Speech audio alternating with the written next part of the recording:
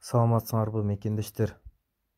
Мурeki компроваттын суусунун түйүндө жайгашкан жерди Өзбекстанга өткөзүп жибердик дегени бул ушул суу кеткенден кийин дагы бул аймак суунун түйүндөгү жер өзбектерде боло берет деген сөз да.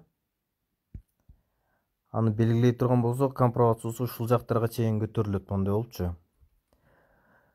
Эми байкай тургула, бул суу көп болгон кез. 84-жылкы убакыт. Суу толгон убакытта бул жерде 2005-жылы, 2010-жылдары суу көп толгон. Эң көп толгон учурлар. Мына 96-жылдары суу толгон мынакей. Эгерде мына ушул жерге салыштырсак, 96-жылы мына суу толуп турабы, 97-жылы суу жок болуп турат.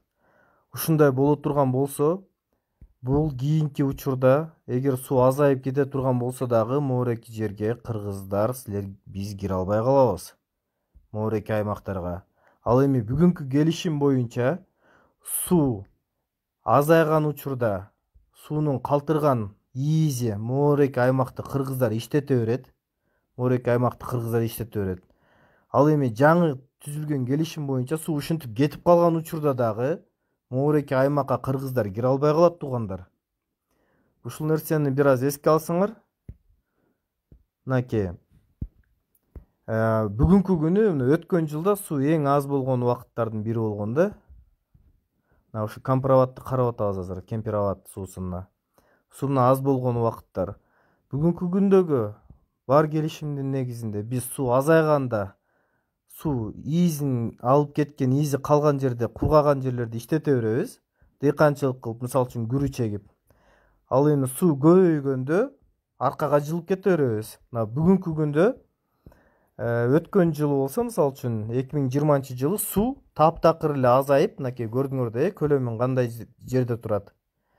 Мына мисалы үчүн 2020-жылы кыргыздар моореки жерде дагы өз жумушубузду аткарганга акыбыз бар эле, мынакей. Могул жерлерди иштетсек болот эле. Мындай болот эле. Ал эми жаңы келишим боюнча жанагы суу биздики, анан кийин жерди берип койдук дегени бул ушул. Мынакей суу эгер азайып кеткен учурда дагы моореки жерге биздин эл кире албайт деген сөз. Түшүнүп атасыңарбы туугандар? Мен азыр мындай просто эч кимди эч нерсеге чакырык кылбай эле мындай түшүндүрүү иши боюнча да.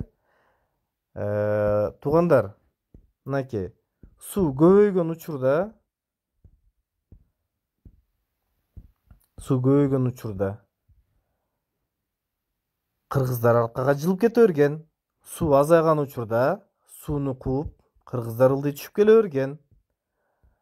Азыркы күнү эгерде келечекте суу азыр кургакчылык сезондору болуп атат, алдыда 10 жылдап, 20 жылдап суу жок боло турган кез. Суу ушундай эле көлөмдө тура бере турган болсо, мисалы үчүн силер сууга кенен түшө бересиңер деп атат го. Моореки жер Өзбекстандын жери болуп калгандыгына байланыштуу, ушул эки аймак Өзбекстандын жери болуп калгандыгына байланыштуу кыргыздар бул жакка кире албай калабыз туугандар. Ушул нерсени терең ойго алып иш кылалы кыргыздар, кыргыз элим. Ошол айта турган маселе.